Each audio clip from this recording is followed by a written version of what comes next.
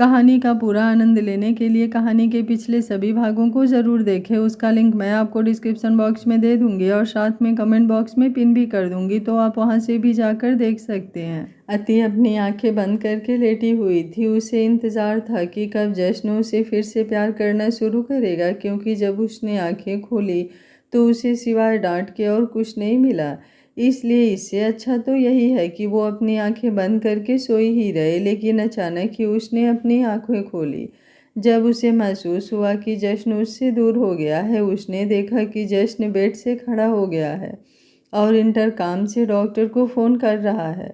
अति भी उसे देखती रही। उसे सीने में दर्द हो रहा था, इसलिए बार बार उसके होठों से आह निकल जाती। लेकिन जश्न ने तो जैसे कानों में रुई डाल रखी थी। उसे उसकी आवाज़ जैसे सुनाई ही नहीं दे रही थी।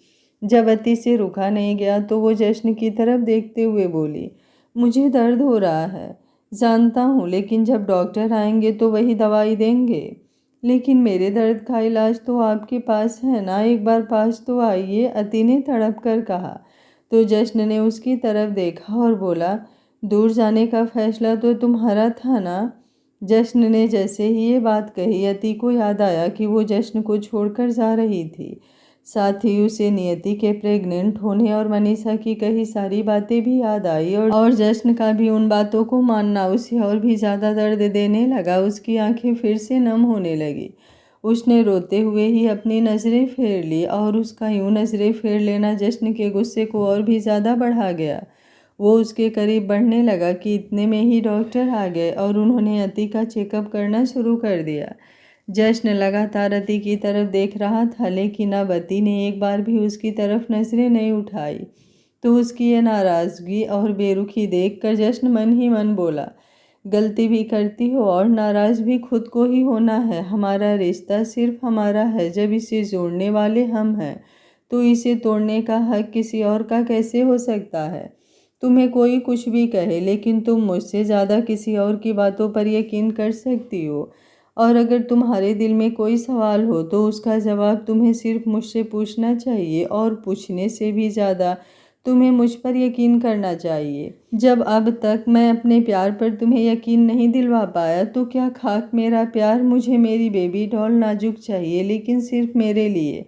औरों के लिए वो मेरी ही तरह पत्थर होनी चाहिए। और अगर ये मेरे प्यार से पॉसिबल नहीं हुआ तो अब मेरी नाराज़गी तुम्हें वो बनाएगी जो मैं तुम्हें बनते हुए देखना चाहता हूँ। अति का चेकअप करने के बाद डॉक्टर ने जश्न की तरफ देखा और बोले, आपकी तरह आपका प्यार भी बहुत ज़्यादा मजबूत है मिस्टर शेखावत, जो इतनी बड़ी मुश्किल भी आसानी से पार कर गया। अमूमन एक गोली लगने के बाद लोग अपनी ज़िंदगी खो देते हैं, लेकिन इन्होंने तो जिस तरह से कवर किया है, लगता है इनकी हिम्मत और इम्प्रेशन आप ही हैं। It's magical.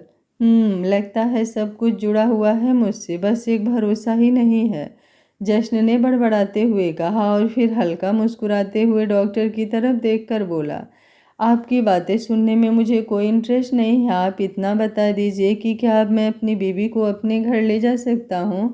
कैसी बातें कर रहे हैं मिस्टर शेखावत, अभी अभी इनकी सर्जरी हुई है, अभी तो इन्हें थोड़े दिन अंडर ऑब्जर्वेशन ही रखा जाएगा।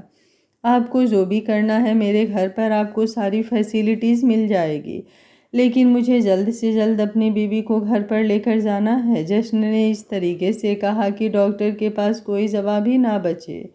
उसकी जिद को कौन नहीं जानता, इसलिए डॉक्टर ने भी निराशा से एक लंबी सांस ली और फिर बोले, ठीक है, लेकिन पहले हमें आपके घर सारे अरेंजमेंट करने होंगे, उसके बाद ही इन्हें डिस्चार्ज किया जाएगा।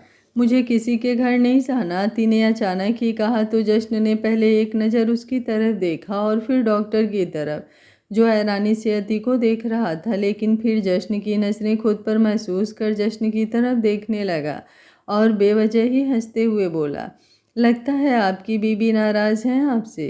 उसकी नाराज़गी मैं खुद देख लूँगा, आपका काम हो गया ना, अब जाइए यहाँ से। जश्न ने आगे से अपनी पॉकेट में हाथ डालकर एकदम कड़क लहजे में कहा। तो उसका रुतबा देखकर वो डॉक्टर रूम क्या नौकरी छोड़कर ही चला जाए। उनके जाने के बाद जश्न अति के करीब आया और बोला, हाँ तो क्या कह रही थी तुम। मुझे कहीं नहीं जाना, आपके साथ, अति ने नज़रें फेर कर धीमे से कहा। अगर वो जश्न की तरफ देखती तो शायद रो देती। लेकिन जश्न की नज़रें अभी भी उसके चेहरे पर थी। वो उसे देखते हुए ही बोला, तुम्हें लगता है तुम्हारे पास कोई और ऑप्शन है? आप हर बार मुझसे ज़बरदस्ती नहीं कर सकते। मैंने कह दिया मुझे आपके साथ नहीं जाना तो नहीं जाना। चुप। जश्न की उंगली अब अति के होठों पर थी और दोनों की नज़रें एक दूसरे की नज़रों से उलझ चुकी थी। वो उसके चेहरे पर झुके हुए ही बोला, अभी अभी मौत को टक से छूकर वापस आई हो। ज़्यादा जुबान लड़ाओगी तो तबीयत बिगड़ जाएगी, इसलिए अच्छा होगा चुप रहो और मुझे भी चुप रहने दो, क्योंकि फ़िलहाल ना तुम्हारी ज़िद अच्छी है और ना ही मेरा गुस्सा। अति की आंखें नम होने लगी और एक यही चीज़ थी जो जश्न को पिघला देती थी। वो उस पर से हटा और 2-3 गहरी सांस लेकर फिर से उसके ऊपर झुका और उसकी आंखों में देखते हुए बोला, मुझे नहीं पता था मेरी बीबी तुम हो और मुझसे प्रेग्नेंट कोई और हो जाएगी। जब तुम्हें पाने के लिए मैं सब्र कर सकता हूँ तो मेरा ईमान बेसब्र होकर किसी और पर डोल जाए, ये मुमकिन ही नहीं। बच्चे तो मेरे ज़रूर होंगे, लेकिन तब जब मेरी बॉबी डॉल उन्हें संभालने लायक हो जाएगी, क्योंकि अभी तो उसे ही मुझे संभालना पड़ता है। जश्न की बात सुनकर अति की धड़कन तेज होने लगी। वो खुश होए या रोए उसे समझ में नहीं आ रहा था। क्या सच में जश्न जो कह रहा है वो सच है? लेकिन कल उसने ही तो माना था ना कि नियति की जो भी हालत है उसकी वजह से ही है। वो कंफ्यूज थी। जो उसके चेहरे के एक्सप्रेशन से जश्न को साफ पता चल रहा था, आखिर है तो अति एक बच्ची ही, तो कैसे समझे इन बातों को।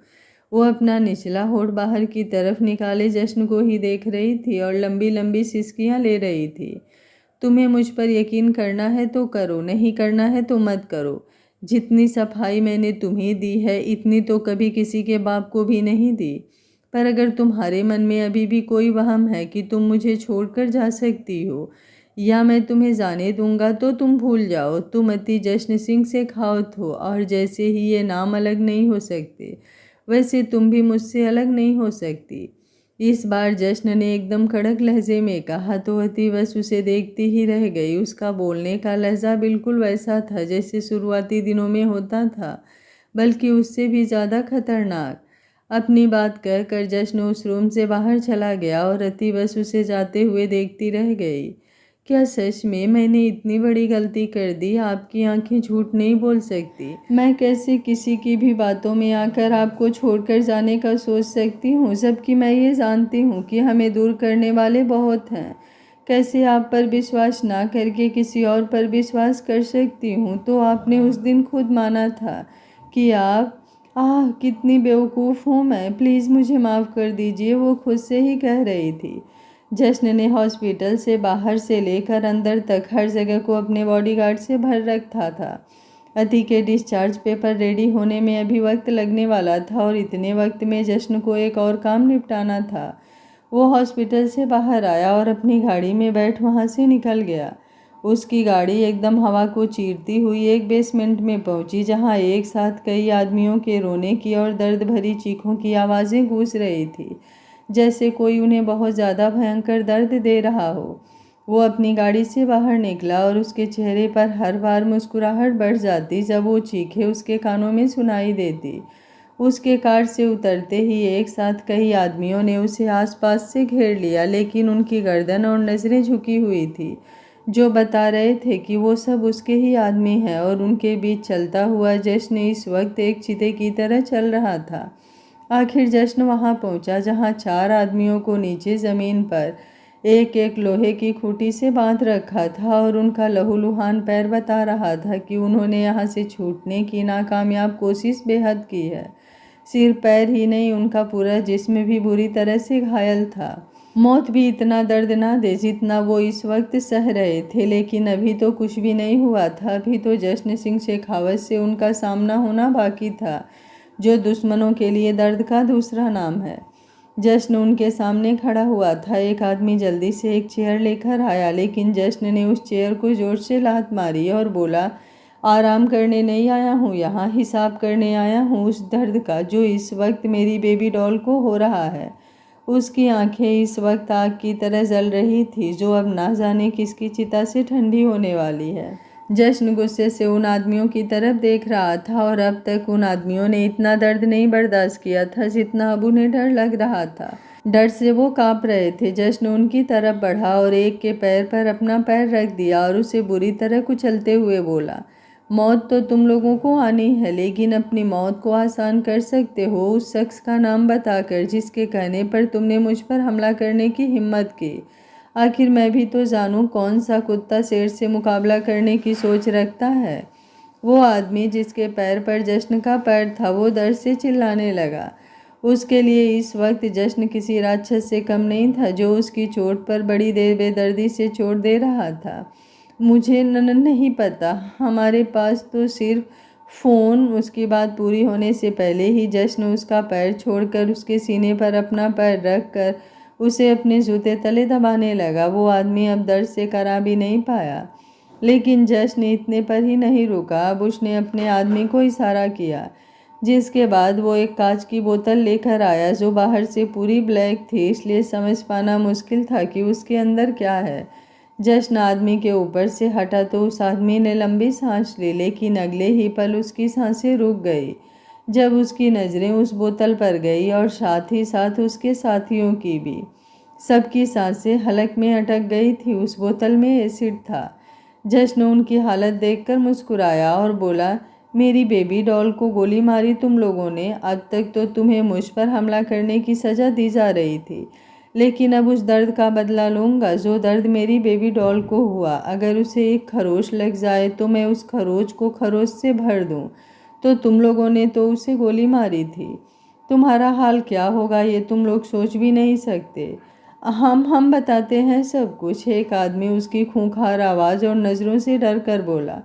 जश्न ने उसकी तरफ देखा। पहले उसकी नज़र उसके चेहरे पर गई और फिर नीचे की तरफ। गीला फर्श बता रहा था कि उसके अंदर जश्न का डर किस हद तक बैठ चुका है। जश्न व्यंग से मुस्कुराते हुए उसकी तरफ बढ़ा और इस बार उसने उस आदमी को इशारा किया जिसने पहले उसकी तरफ कुर्सी बढ़ाई थी। जल्दी से उस आदमी ने जश्न को कुर्सी लाकर दी तो जश्न किसी महाराजा की तरह उस कुर्सी पर बैठा और सामने ज़मीन पर अधमरी हालत में पड़ा हुआ वो शख्स किसी तोते की तरह बोलने लगा। धनंजय राय चौधरी। उस शख्स ने अभी एक नाम ही लिया था कि जश्न की आंखें बड़ी हो गई।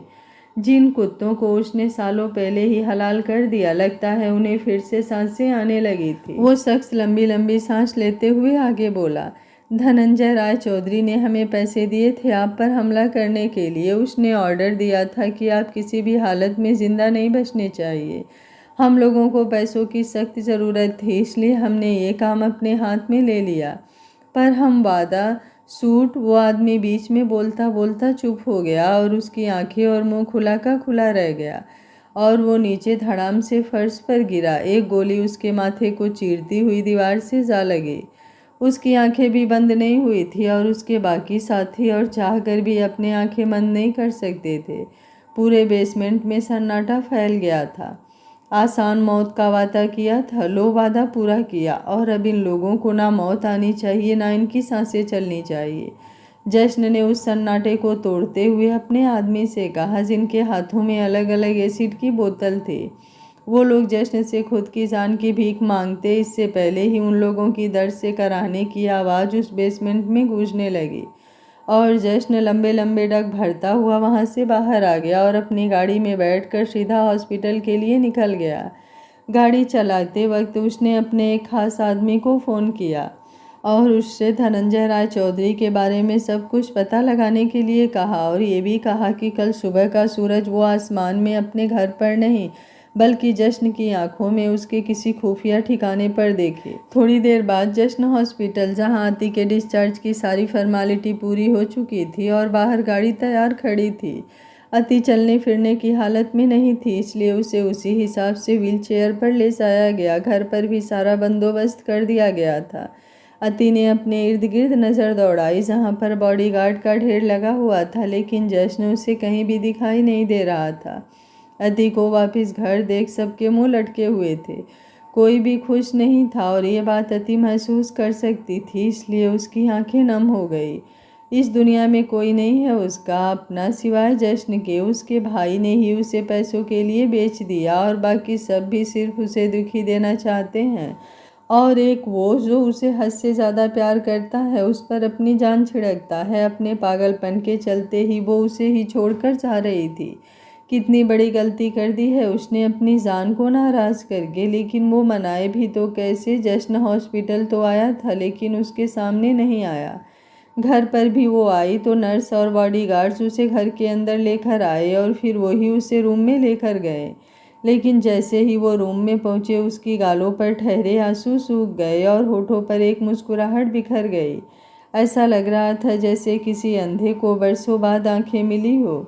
जश्न दरवाजे पर ही खड़ा था। उसने व्हील चेयर को अंदर लिया और फिर अति को अपनी गोद में उठाकर बेड पर लिटाया। जैसे ही वो उसे बेड पर लिटाकर उससे दूर होने लगा, अति ने एकदम से उसका हाथ पकड़ लिया और बोली, प्लीज़ मुझसे दूर मत जाइए, थोड़ी देर मेरे पास रहिए।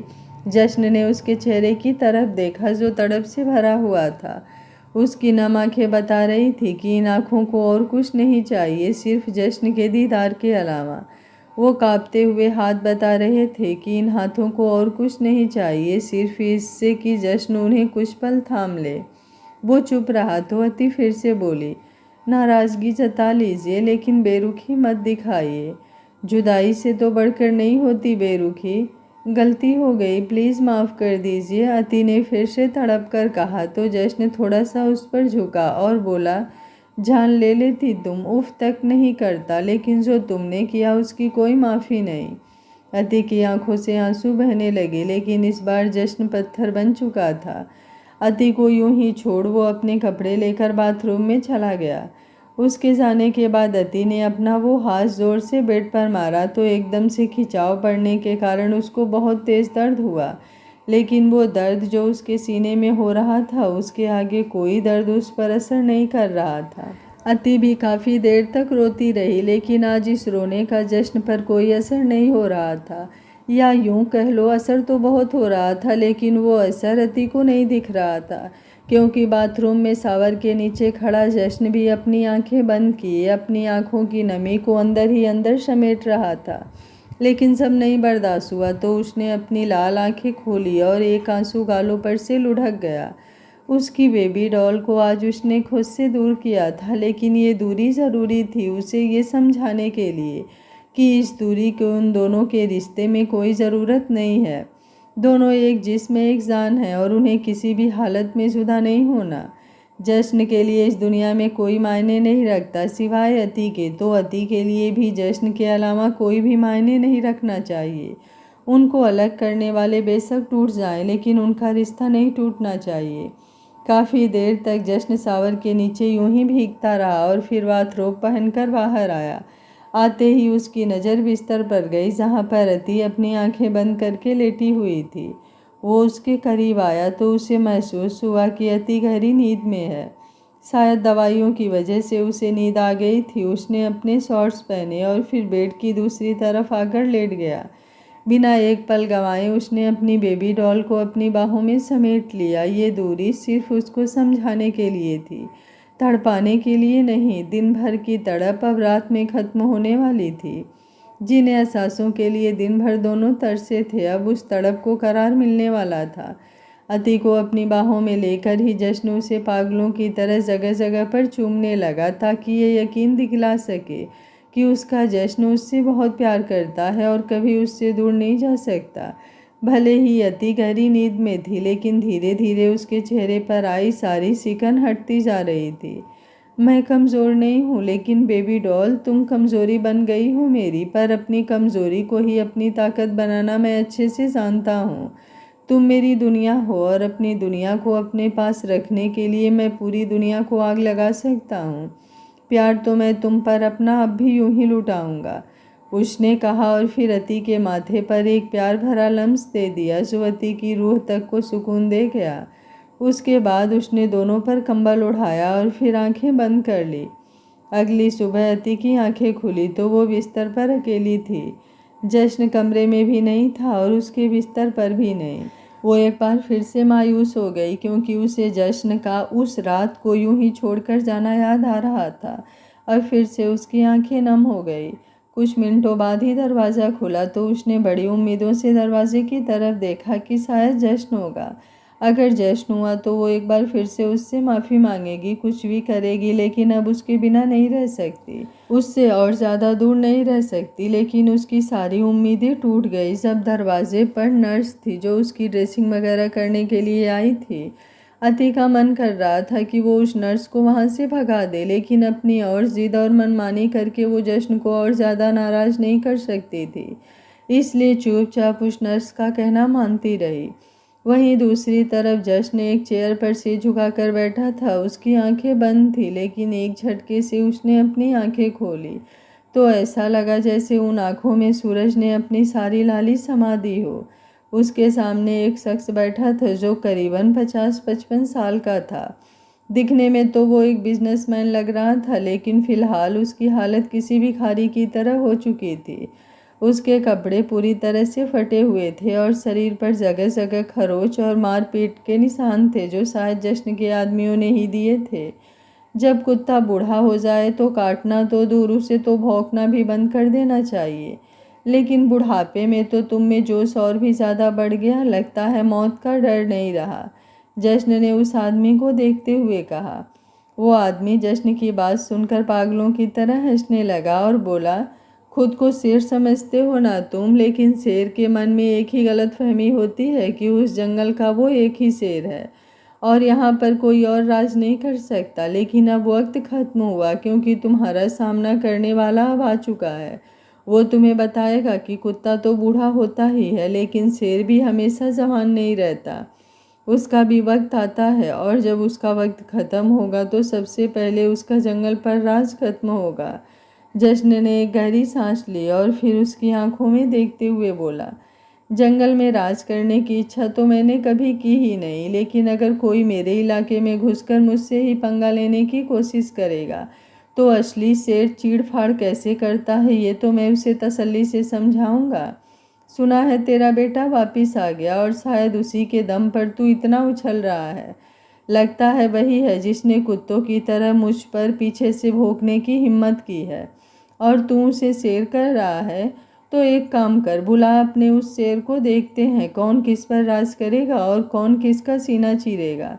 जश्न की बात सुनकर धनंजय राय चौधरी को जैसे एकदम से सांप सूंघ गया। उसके चेहरे का पूरा रंग पूरी तरह से उड़ गया।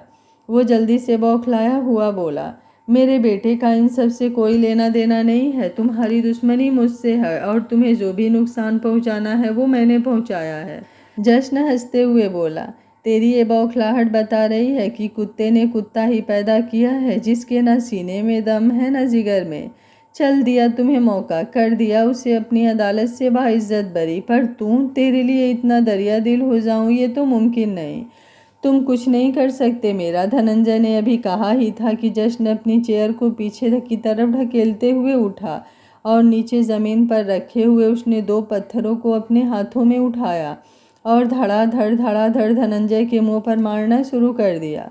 उसके हाथों से ना ही पत्थर छूट रहे थे, ना ही अब धनंजय के गाल उसके गाल रहे थे। चमड़ी और हड्डियां दोनों ही कचरा हो चुकी थी।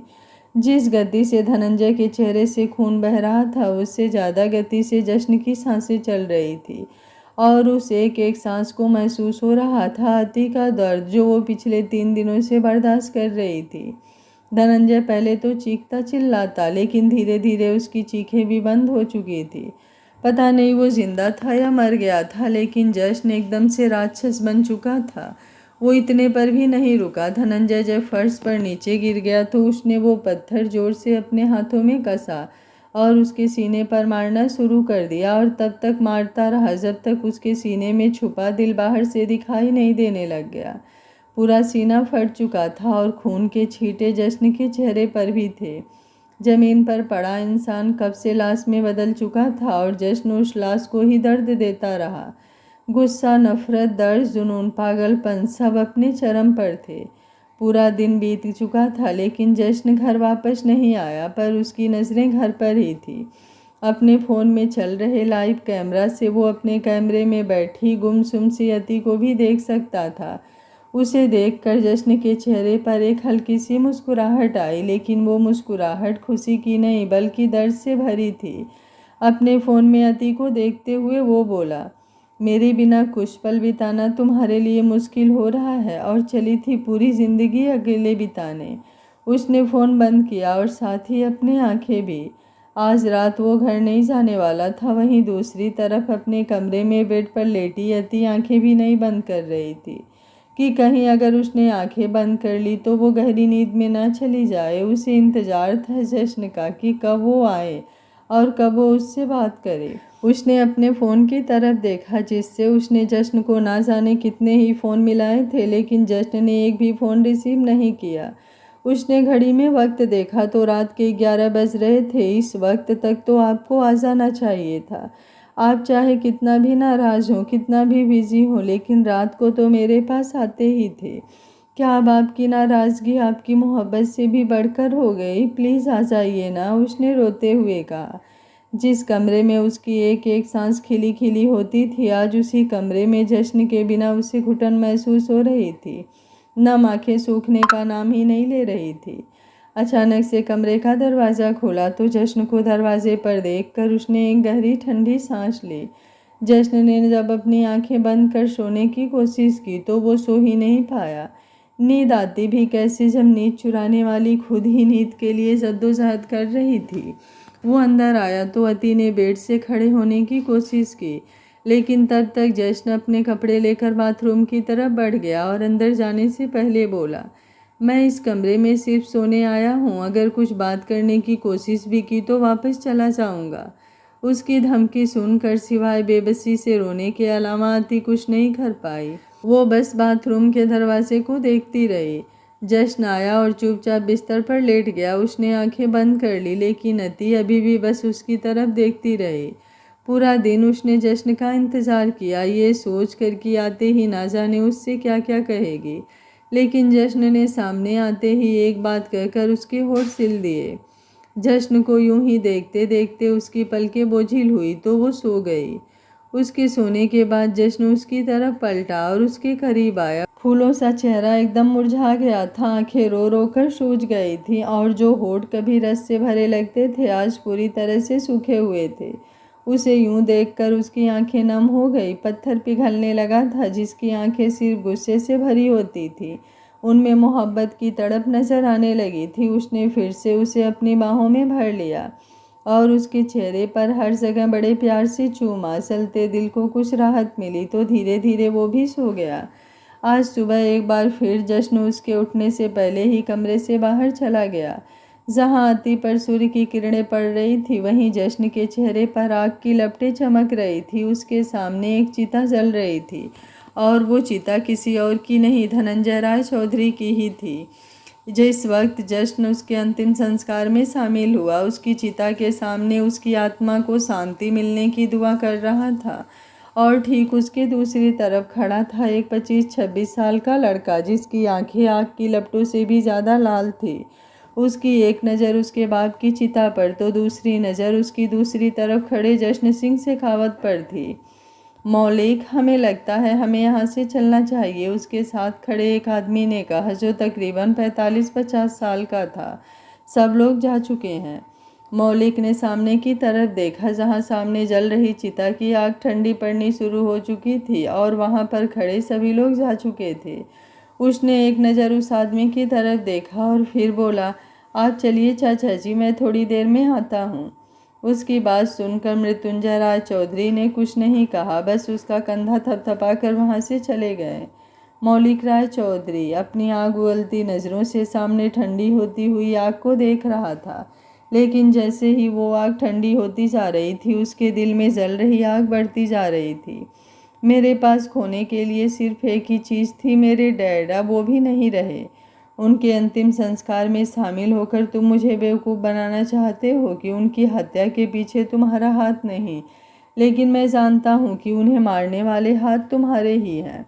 जिस बेदर्दी से उन्हें मारा गया है उतना बेदर्द सिर्फ एक ही इंसान हो सकता है, जश्न सिंह शेखावत। बहुत शौक है ना तुम्हें दूसरे को दर्द देने का। अब मैं तुम्हें ऐसा दर्द दूंगा कि तुम आज तक भी नहीं कर पाओगे। पहले मैं तुम्हें सिर्फ मारना चाहता था, लेकिन अब मैं तुम्हें तड़पा तड़पा कर मारूंगा। अगर तुमने मुझसे मेरा इकलौता रिश्ता छीना है तो मैं भी तुमसे तुम्हारा बेहद करीबी रिश्ता छीन लूँगा और मैं जानता हूँ वो रिश्ता कौन सा है। अब तक सिर्फ एक लड़ाई थी, लेकिन अब जंग होगी और इसमें जीत सिर्फ मेरी होगी, उसने कहा। और फिर आगे बढ़कर जो राख अभी तक ठंडी भी नहीं हुई थी उसे अपने मुट्ठी में भरकर अपने माथे पर लगा लिया। इस वक्त वो भी किसी राक्षस से कम नहीं लग रहा था। एक बाजार से शुरू हुई मोहब्बत अपनी ही दुनिया बसा रही थी, लेकिन इस दुनिया पर कई लोगों की खाली नजरें टिकी थी। मोहब्बत का पाक रिश्ता दो दिलों को धड़का रहा था, लेकिन उनकी धड़कनों को रोकने का इरादा उनके दुश्मन अपने दिमाग में बसाए हुए थे। क्या खेल रचेगी नियति, किसी को कुछ पता नहीं था, लेकिन जो होना है वो तो होकर ही रहेगा। न समय किसी के कहने से रुकता है, ना किसी के कहने से बदलता है। ये तो सब एक चक्र है जो चलता रहता है। 2-3 दिन बीत चुके थे, लेकिन अगर कुछ नहीं बीता था तो वो थी जश्न की नाराजगी, जो अभी भी बरकरार थी। अति अभी भी उसे मनाने की कोशिश करती, लेकिन जब भी वो कुछ कहती तो जश्न या तो उठकर चला जाता या फिर कुछ ऐसा कह देता जिससे अति को चुप होना ही पड़ता। क्योंकि जश्न चाहे उससे बात ना करे, उसे पहले की तरह प्यार ना करे, लेकिन अति के लिए इतना ही काफ़ी था कि वो उसके सामने है, उसके पास है। पर इन सब के बीच एक चीज़ और भी कायम थी, वो था जश्न का प्यार, जो वो रात को अति के सोने के बाद उसे करता। नाराज़गी एक तरफ और मोहब्बत एक तरफ। अति का ध्यान अभी भी नर्स ही रख रही थी, ज़्यादा तो नहीं, लेकिन थोड़ा बहुत चलने फिरने वो लगी थी। कभी अपने कमरे में ही टहलती तो कभी नर्स उसे लिफ्ट से नीचे ले आती।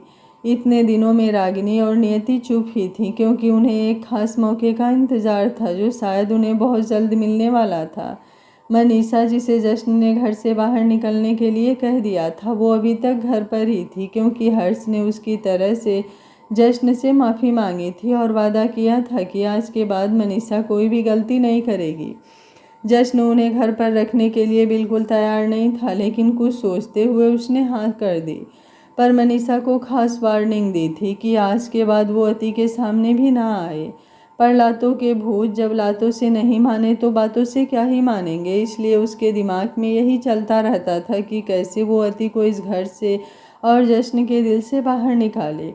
और उसके इरादों से भली भांति परिचित थी रागिनी, और अब बस वो तलाश कर रही थी एक सही मौका, जिसमें वो अपने मोहरों का इस्तेमाल कुछ इस तरह करे कि पूरा खेल पलट जाए और जीत सिर्फ उसकी हो। वहीं इन सब से अनजान अति अपने कमरे में बैठी थी। आज तो उसने ठान लिया था कि जश्न चाहे जितनी मर्जी नाराज़गी सता ले, लेकिन आज तो वो उससे मना कर ही रहेगी। पर अब इससे ज़्यादा उसका दूर रहना अब उससे बर्दाश्त नहीं होगा, और अगर उसे ज़्यादा गुस्सा आएगा तो चाहे वो उसे 2 थप्पड़ मार ले, लेकिन ये लड़ाई, ये नाराज़गी ख़त्म कर दे। क्योंकि उसे अपने जश्न को बहुत सारा प्यार करना है और उससे बहुत सारा प्यार लेना भी है, और इसलिए वो कुछ खास इंतज़ाम करने का सोच रही थी। और कुछ सोचते हुए उसके चेहरे पर शरारती मुस्कुराहट थी। अति ने पूरी तैयारी कर ली थी घर पर, और किसी की मदद तो वो ले नहीं सकती थी, इसलिए उसने फ़िलहाल अपने लिए रखी नर्स से ही सारी मदद ली। उसने उसे बाज़ार भेजकर वो सारा सामान मंगवाया जो उसे चाहिए था, और फिर उसकी हेल्प से सारा रूम डेकोरेट भी कर दिया। जब बीबी सामने से प्यार लुटाने पर आ जाए तो कौन सा पति मना कर पाएगा, और आप में तो वैसे भी रोमांस कूट कूट के भरा हुआ है। ऐसे में आप मुझसे दूरी कैसे बना पाएंगे? अब देखती हूँ कैसे मुझसे नाराज़ रहते हैं, अति ने अपने कमरे की तरफ देखते हुए कहा, जिसका माहौल बहुत ज़्यादा रोमांटिक लग रहा था। पूरा कमरा गुलाब के फूलों और पत्तियों से भरा था, और सेंटेड कैंडल्स की खुशबू और रोशनी ने तो माहौल और भी ज़्यादा खुशनुमा कर दिया था। हाय रे, ये पहला पहला प्यार, और उस पर ये तेरा ये खुमार।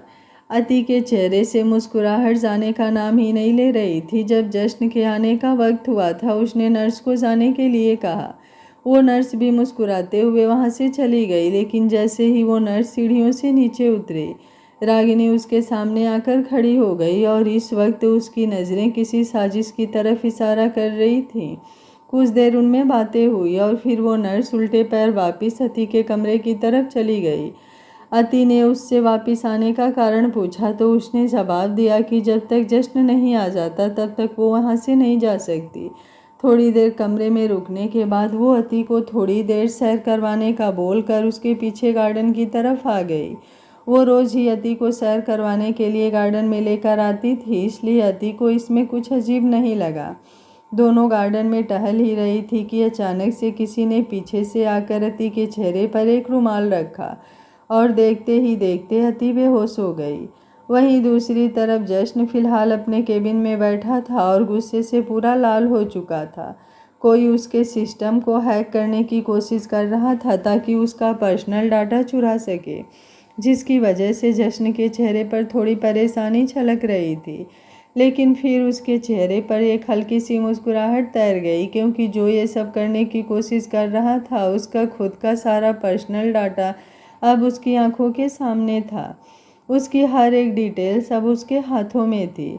जश्न मुस्कुराया और बोला, मुझसे भिड़ने से पहले तुम्हें अपना होमवर्क कर लेना चाहिए था, क्योंकि अगर मेरे बारे में सब जान लेते तो आज तुम्हारे बाप की जान लेने की नौबत नहीं आती। सोचा था उनकी मौत तुम्हें थोड़ी अक्ल देगी, लेकिन जब तुम खुद मेरे हाथों से मरना चाहते हो तो यही सही। तुम्हारी एक गलती और उस गलती की सज़ा सिर्फ और सिर्फ मौत होगी। बस अब इंतज़ार है उस गलती का, मिस्टर मौलिक राय चौधरी। थोड़ी देर बाद जश्न की गाड़ी शेखावत मेंशन में पहुंची और वो गाड़ी से निकलकर सीधा अपने कमरे में आया। कमरे में कोई सजावट देखकर वो एकदम से चौंक गया। उसकी बेबी डॉल ऐसा कुछ भी सोच सकती है, ये तो उसने सोचा ही नहीं था। बिजी होने के कारण वो कैमरे में भी अति को नहीं देख पाया था। वो थोड़ा खुश भी था और थोड़ा गुस्सा भी कि अपनी तबीयत सही ना होने के बावजूद भी अति ने ये सब किया।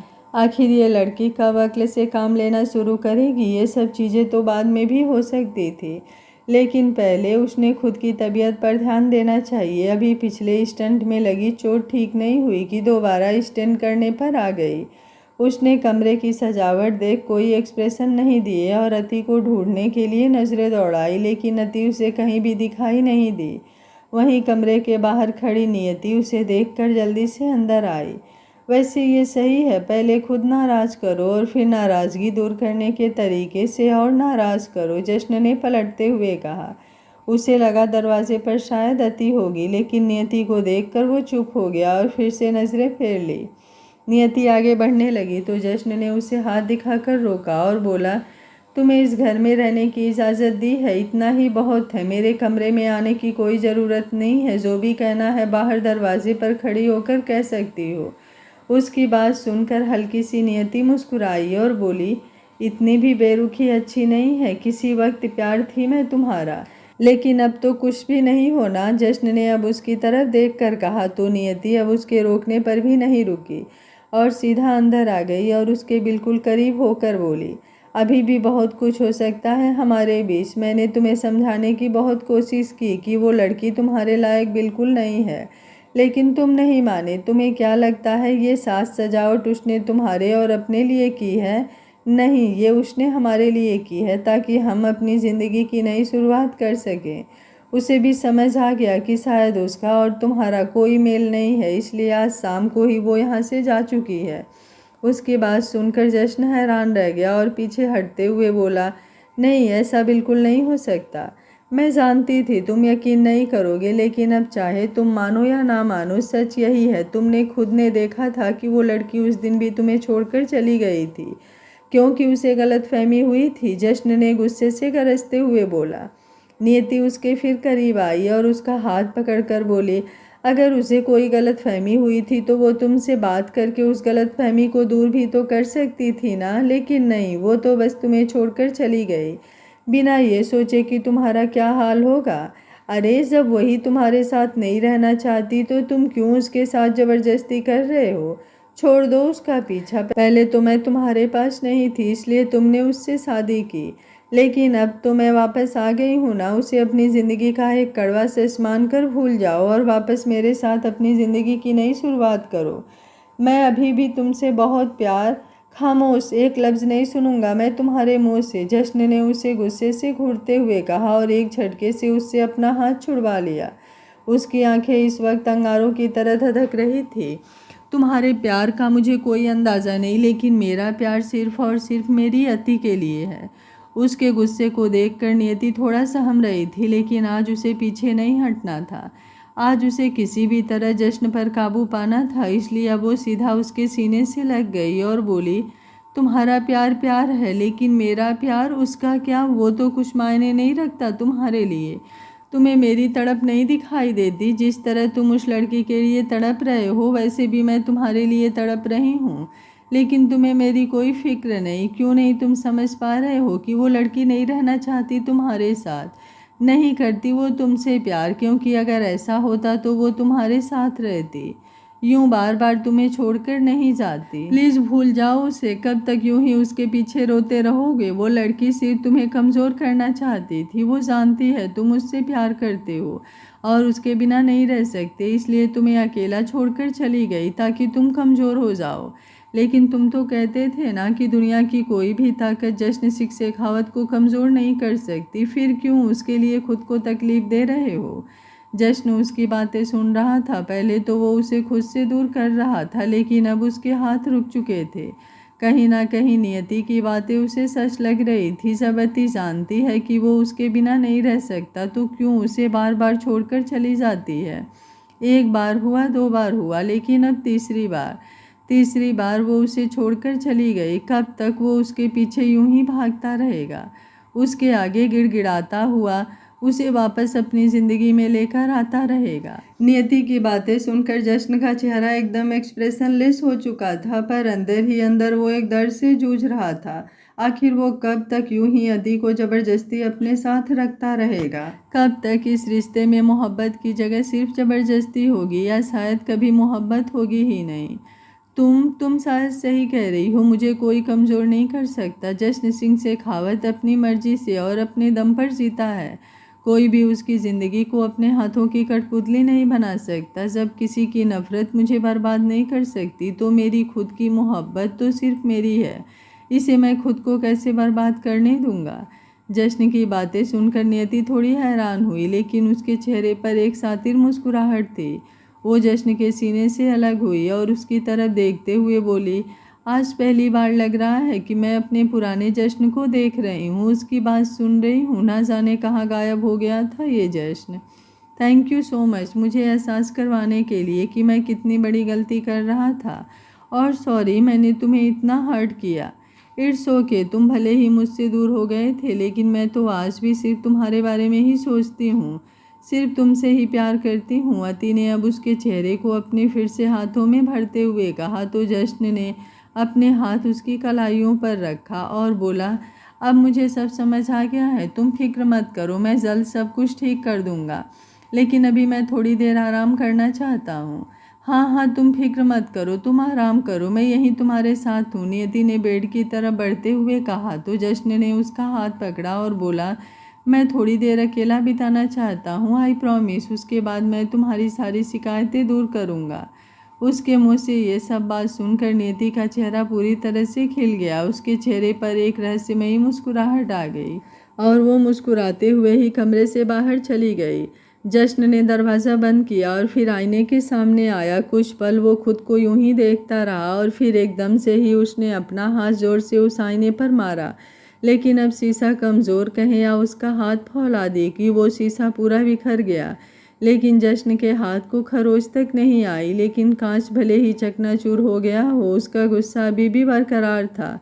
वो नीचे झुका और ड्रेसिंग पर दोनों अपने हाथ रख लंबी लंबी सांसें लेने लगा। सांसें बंद कर दो अब इसकी, मेरा बस चलता तो मैं कब की इसे जिंदा ज़मीन में गाड़ देती, लेकिन मौका अब मिला है और अब मैं ये मौका अपने हाथ से कहीं नहीं जाने दूंगी। रागिनी ज़मीन पर पड़े एक बड़ी सी बोरी को नफरत से देखते हुए कह रही थी। शायद उस सैक में कोई ऐसा इंसान था और शायद कोई और नहीं, उसमें अति ही थी। उसके साथ खड़ा था एक शख्स जिसने मास्क पहना हुआ था। वो उस बोरी की तरफ बढ़ने लगा कि एक आवाज़ वहाँ पर गूंजी, एक कदम भी उसकी तरफ मत बढ़ाना।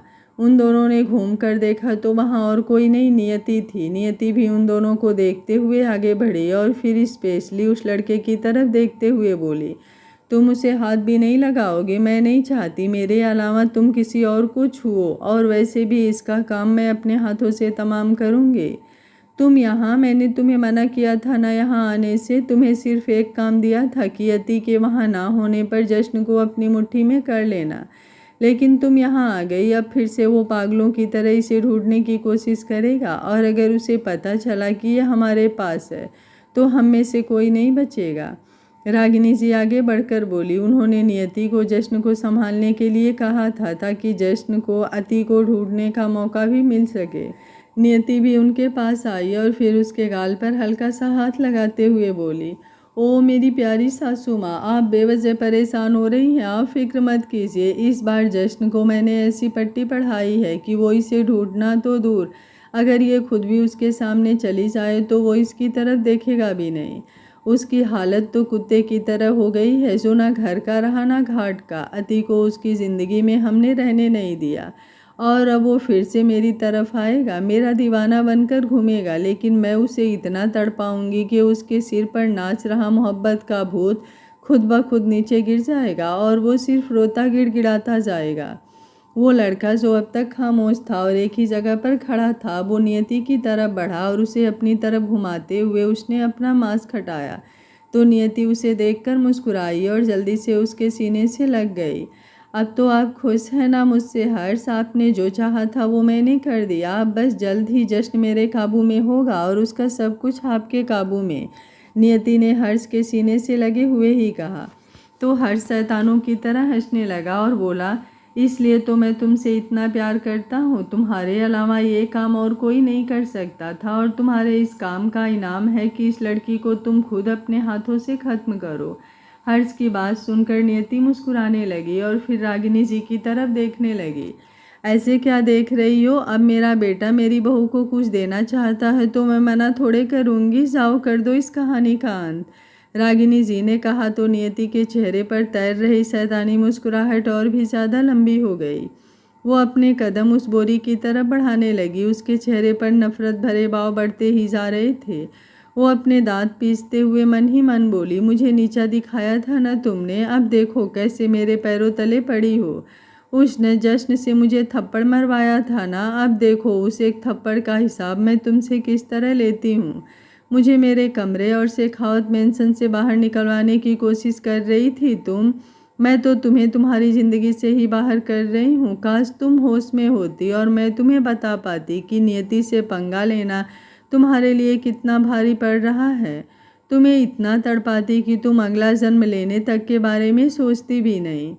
खैर, अब ऊपर भगवान के पास जाकर इत्मीनान से मुझे जश्न की ज़िंदगी बर्बाद करते हुए देखना कि जो हसरत मेरी तुम्हारे साथ पूरी नहीं हुई वो मैं उसके साथ कैसे पूरी करती हूँ। उसे पल पल तड़पाऊंगी, उसे इतना रुलाऊंगी कि मोहब्बत तो दूर, वो एक सांस तक के लिए तरस जाएगा। ना वो जी पाएगा ना मर पाएगा। कहते हुए वो नियति तो लग ही नहीं रही थी जो अब तक सबके सामने थी। शायद और भी कई परतें थी जो अभी खुलना बाकी था, लेकिन एक चीज़ तो खुल चुकी थी और वो थी वो बोरी जिसकी रस्सी नियति के हाथों में थी। लेकिन एकदम से उसके हाथों से वो रस्सी छूट गई और वो पीछे की तरफ हो गई और ज़मीन पर बैठी एकदम सुन्न सी होकर रह गई, क्योंकि जैसे ही उसने उस बोरी को नीचे किया अंदर खून से लथपथ एक लाश थी जिसका चेहरा तक पहचान में नहीं आ रहा था। रागिनी और हर्ष जो थोड़ी दूरी पर खड़े थे वो दोनों भी एकदम से चौंक गए और आगे बढ़े, लेकिन उस बोरी से तो थोड़ी दूर ही रहे। ये मरी कैसे? तुमने इसे मार दिया और मुझे बताया तक नहीं? रागिनी ने हर्ष की तरफ देखते हुए कहा, जबकि हर्ष ने गुस्से से रागिनी की तरफ देखा और बोला, आप तो चुप ही रहिए, ये काम आपने ही किया है और अब इल्ज़ाम मुझ पर लगा रही हैं। मैंने कहा था ना, जब तक मैं नहीं कहूँ आप इस लड़की को कुछ नहीं करेंगे। पर मैंने इसे नहीं मारा, रागिनी जी ने कहा। तो अब हर्ष ने गुस्से से नियति की तरफ देखा और उसे एक झटके से ऊपर की तरफ उठाते हुए बोला, तुमने ही किया है ना ये सब? तुमसे थोड़ा सा भी इंतज़ार नहीं हुआ? कहा था ना इस लड़की का काम तमाम तुम अपने हाथों से ही करोगी, तो कम से कम थोड़ा तो सब्र करती। पर मैं अभी वो हड़बड़ा ही रही थी कि एकदम से पुलिस का सायरन बजने लगा जिससे वो तीनों चौंक गए। अब वो तीनों की हालत बुरी होने लगी थी। ये पुलिस यहाँ कैसे आ गई? कहीं जश्न तो नहीं लेकर आया? अगर उन्होंने ये लाश देख ली तो सब कुछ बर्बाद हो जाएगा। रागिनी घबराते हुए बोली, नहीं, मैं ऐसा नहीं होने दूंगा, इस लाश को अब जलना होगा, हर्ष ने कहा और फिर वहाँ साइड में रखा एक कैन उठाया और उसे उस लाश पर पलट कर उससे आग लगाने लगा। तभी उसे किसी के कदमों की आहट सुनाई दी। ये आहट किसी मामूली इंसान के कदमों की आहट नहीं थी, ये आहट थी जश्न सिंह शेखावत के कदमों की आहट, जिसे इंसान दूर से ही पहचान जाए। इस आहट को सुनकर उससे प्यार करने वालों की धड़कनें बढ़ जाए तो उससे नफरत करने वालों की धड़कन रुक जाए। अगले ही पल जश्न उन तीनों के सामने था। वो अपनी पॉकेट में हाथ डाले उनकी तरफ बढ़ रहा था और उसकी नज़रें थी उस लाश पर जिस पर पेट्रोल छिड़का जा चुका था और उसे जलाने के लिए बस एक चिंगारी की ज़रूरत थी। वो हैरान होते हुए उसके करीब आया और उस लाश को देखते हुए बोला, ये क्या किया तुम लोगों ने? मार दिया, मार दिया, मार दिया मेरी अति को, वो बौखलाते हुए बोला। और फिर अचानक से एकदम से उसके चेहरे पर जो हैरानी के भाव थे वो हवा हो गए और गुस्से से उसके चेहरे की नसें एकदम से उभरने लगी। उसकी आंखें आग की तरह जलने लगी जिनमें और कुछ नहीं था सिवाय गहरी लाली के। उसने गुस्से से दांत पीसते हुए अपनी नज़रें हर्ष की तरफ उठाई और एक जोरदार थप्पड़ उसके चेहरे पर जड़ दिया। उसके एक थप्पड़ से ही हर्ष बुरी तरह से हिल गया और लड़खड़ा गया, लेकिन जश्न ने उसे संभलने का मौका भी नहीं दिया और उसे गिरेबान से पकड़कर धकेलते हुए दीवार तक ले गया और बोला, तेरी इतनी हिम्मत कि तेरे दिमाग में मेरे अति को मारने का ख्याल तक आया? क्या सोचा था तूने मेरे अति को जिंदा जलाकर मारेगा? कहते कहते ही उसने उसका मुंह अपने हाथ से पकड़ा और उसका सिर दीवार पर धड़ाधड़ मारता रहा। कोई भी लेखक जब कहानी लिखती हैं तो उसके हिसाब से वो अपने कैरेक्टर चूज़ करती है और कहानी को लंबा या शार्ट लिखने का उसका पहले से ही तय होता है और उसी हिसाब से वो कहानी में कैरेक्टर भी डालती है कि वो कहानी को कितना लंबा लेकर जाएगी। और कहानी को इंटरेस्टिंग बनाने के लिए वो कहानी में ट्विस्ट और टर्न भी डालते हैं ताकि लंबी कहानी दर्शकों को बोर ना करे। किसी की भी लाइफ में खुशी हमेशा नहीं रह सकती है। खुशियाँ और दुख का मेल जोल वैसे ही होता है जैसे गुलाब के साथ कांटे होते हैं। और जब इंसान जश्न जैसा हो तो उसके कितने सारे दुश्मन होंगे। और रति भी जिस जगह से लाई गई है उसकी भी दुश्मनों की कोई कमी नहीं होगी, तो फिर उसकी ज़िंदगी नॉर्मल कैसे चल सकती है। और जहाँ तक घर के दुश्मनों की बात है, हर किसी को एक मौका मिलना चाहिए और जबकि बात अपने परिवार की आती है तो सबके दिल में फैमिली के लिए एक सॉफ्ट कॉर्नर होता है, वही जश्न के लिए भी था। लेकिन आप सभी को भी पता है वो अपनी अति के लिए जितना सॉफ्ट है उतना ही दूसरों के लिए बेरहम। हर बार वो अपने फैमिली को भी माफ़ नहीं करेगा। इस बार वो अपनी फैमिली के साथ क्या करेगा आपको कल के पार्ट में पता चल जाएगा। अगर किसी की भी ज़िंदगी में घर के दुश्मनों को पहचानना या निकालना इतना आसान होता तो राजा रघुवंशी और सोनम, अतुल सुभाष जैसे और भी बहुत सारे केस हमारी लाइफ में असल ज़िंदगी में नहीं होते, जिन्होंने रिश्तों को शर्मसार ही नहीं किया है बल्कि रिश्तों की परिभाषा ही बदल दी है। लेकिन आज भी बहुत सारे ऐसे लोग हैं जिन्होंने रिश्तों की पवित्रता बनाए रखी है, जैसे कि नेपाली कपल विवेक और सृष्णा की कहानी है। मेरे कहने का बस इतना मतलब है कि ना हमारी असल ज़िंदगी से हमारी तकलीफ़ें यूँ चुटकी में दूर हो जाती हैं ना कहानियों में, तो सिर्फ इसे कहानी समझकर ही इंजॉय करें। और मेरी एक रिक्वेस्ट ये भी है कि इन कहानियों से कुछ और सीख ले ना ले, अपने पार्टनर के प्रति वफादारी और बेहद मोहब्बत की सीख ज़रूर लें। उम्मीद करती हूँ अपनी बात मैं आप लोगों तक पहुँचाने में सक्षम हुई हूँ। बाकी आप लोग अपनी कमेंट बॉक्स में अपनी राय ज़रूर दीजिएगा। उम्मीद करती हूँ अपने छोटे से बातों से आप लोगों को बोर नहीं किया होगा। मिलते हैं कहानी के अगले पार्ट में।